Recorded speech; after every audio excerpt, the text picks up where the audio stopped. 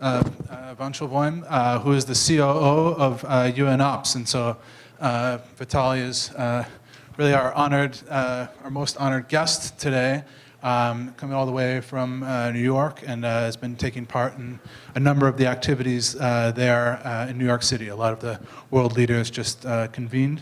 And we're really excited to have Vitaly here and to share a bit about the UN, the sort of vision that they have, the activities that they've been doing, and with the incredible infrastructure and kind of connections and all the other relationships globally with a lot of different national governments and other people, how that may kind of evolve and play into Silicon Valley over time. So welcome, Vitaly, and great to have you here, and maybe you can just share a little bit with our guests about yourself and the UN, just to fill everyone in. That'd be great.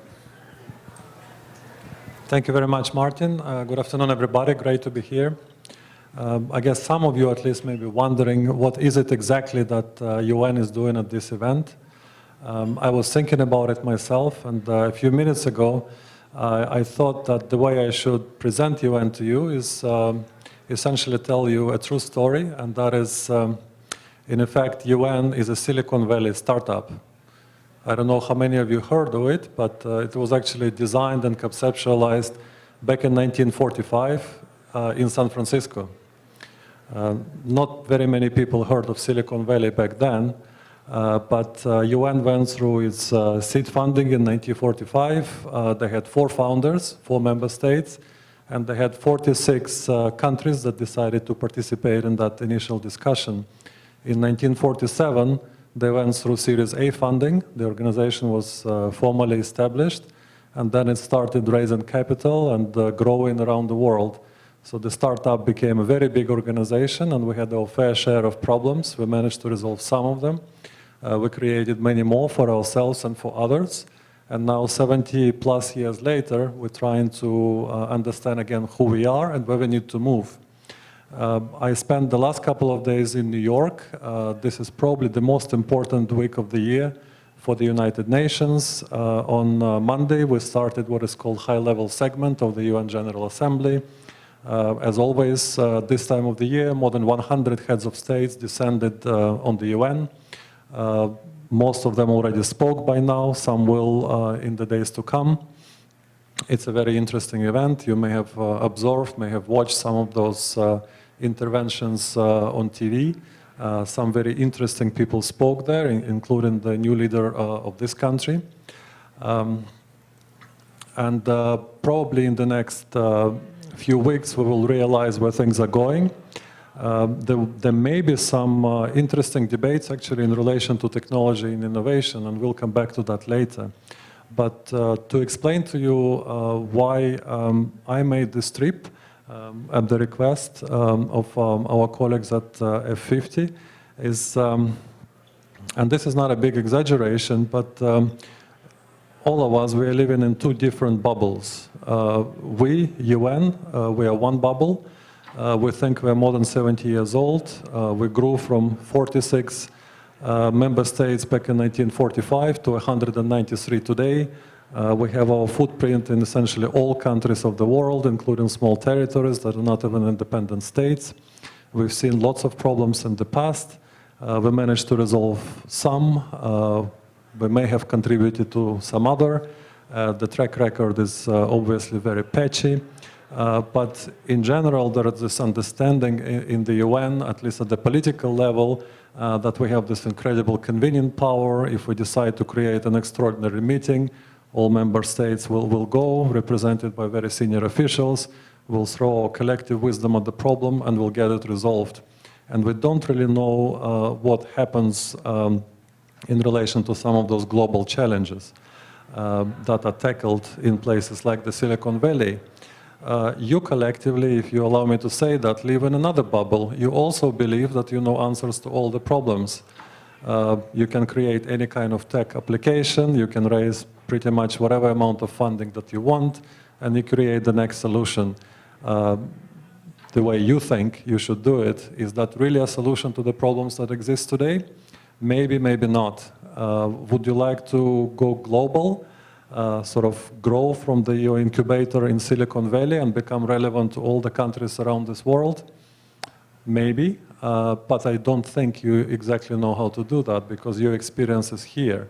If you come from China, you probably understand a lot more about the developing world, and yet your knowledge about what issues may be relevant, let's say, to Africa, which is the next growth frontier, are probably quite limited.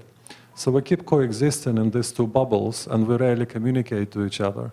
And the organization that I represent within the United Nations, UNOPS, it's a potential bridge. It has one leg in one bubble and the other one in the second bubble. We are not for profit. We are fully self-funded, so essentially we are a private sector implant in the United Nations. And we kind of understand the language of both worlds, public sector and the private sector.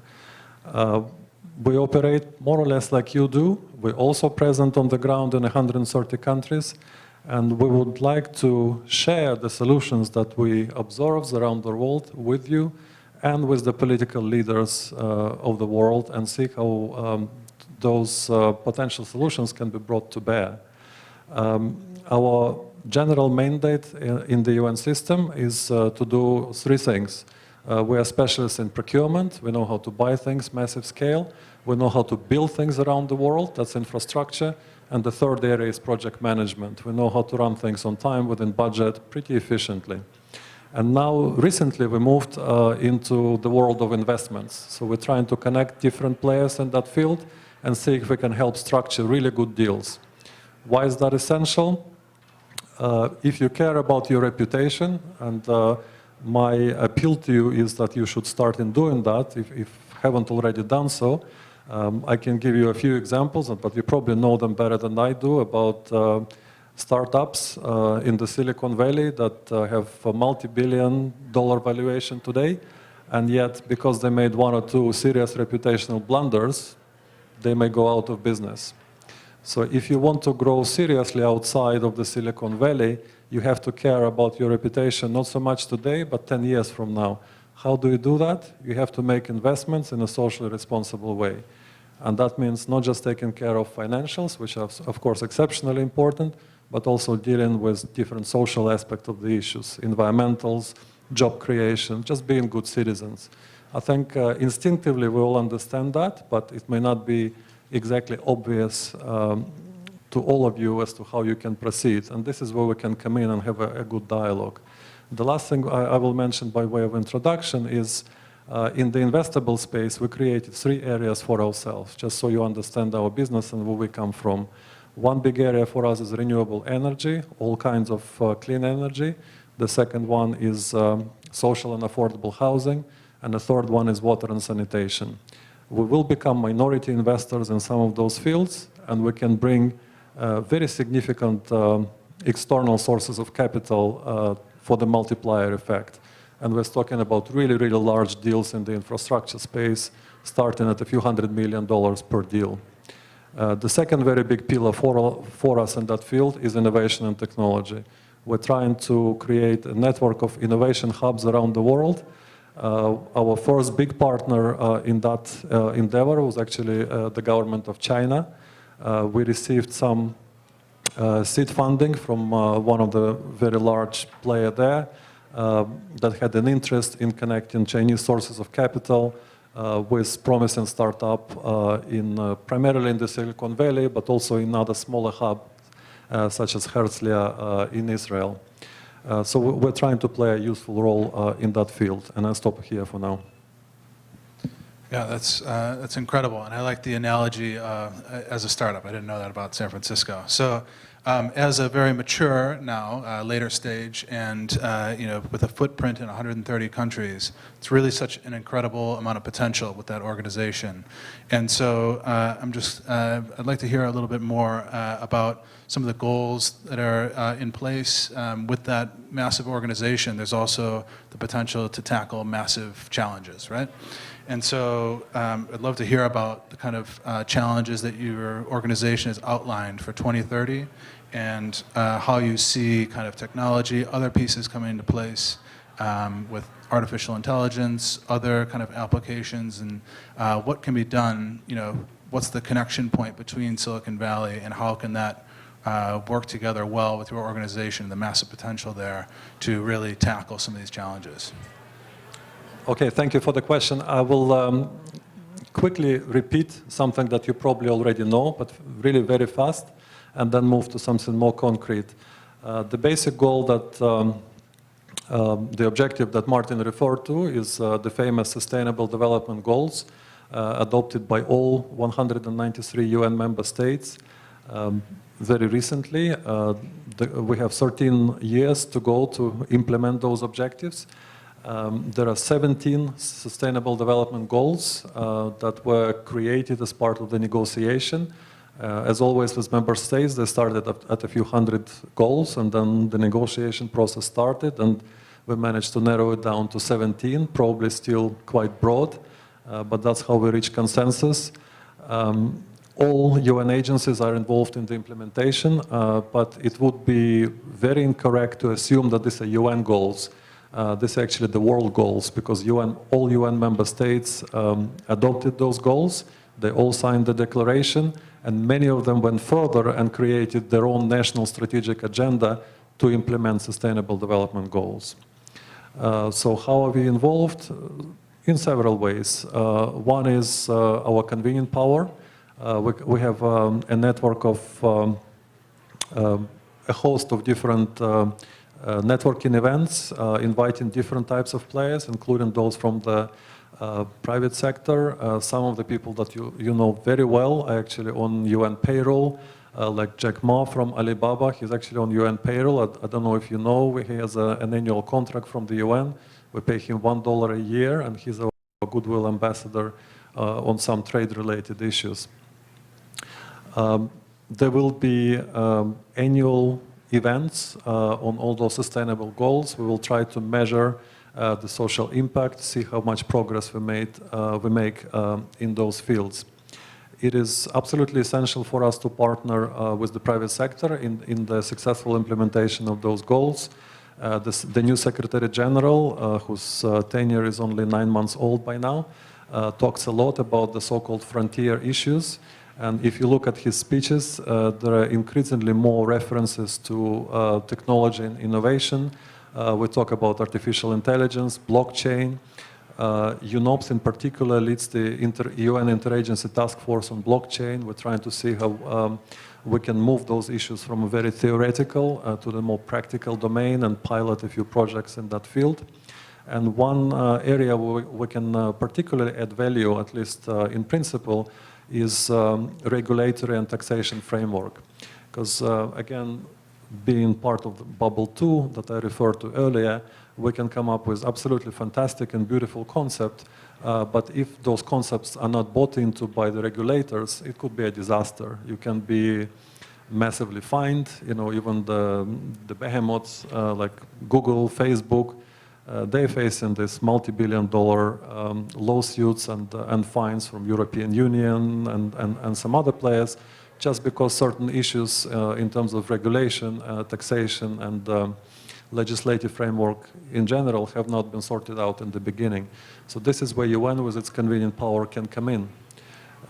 Things like blockchain, right? We all like that it's decentralized, but at some point, certain rules of the game will have to be established. And again, UN can play a positive role there. And on artificial intelligence in general, just high level, we are super interested in that field because it holds enormous promise for us. With artificial intelligence, we should be able, in the next few years, and to a small degree already today, predict what the next diseases are going to take place. I wish we had more artificial intelligence-enabled devices to tackle Ebola. It was a huge challenge for us a couple of years ago. Hopefully, if something like that happens again a few years from now, we'll be much better prepared with artificial intelligence tool. Same on food security. If we can predict how the harvest may look like, let's say, in a specific country for the next couple of years, we can be much better prepared to deal with potential humanitarian catastrophes. And I can go on more and more into that field, but I'm sure you're getting my drift already now. So wonderful. And just real quick before we go, especially for the audience, a lot of the audience here are founders, CEOs, and investors. What's the best way for them to work and connect and kind of bring that to fruition together with the UNOPS? By far the best way is just to give us money and we'll figure out what to do with it.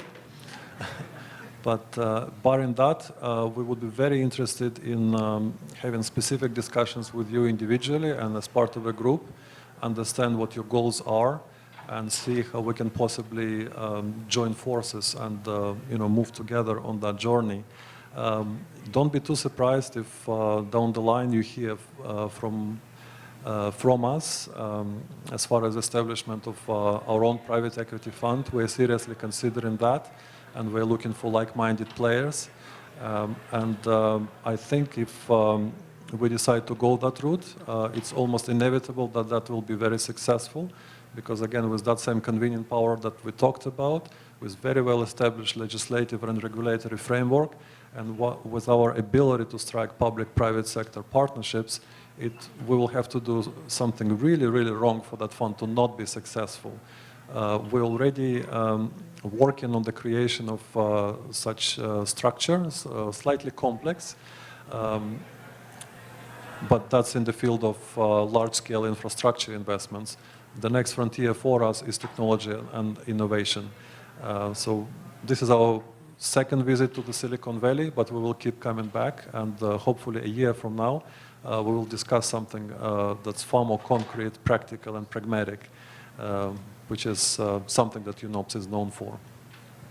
All right, well, we'll stay tuned. So thank you very much for joining us, and yeah, thank you.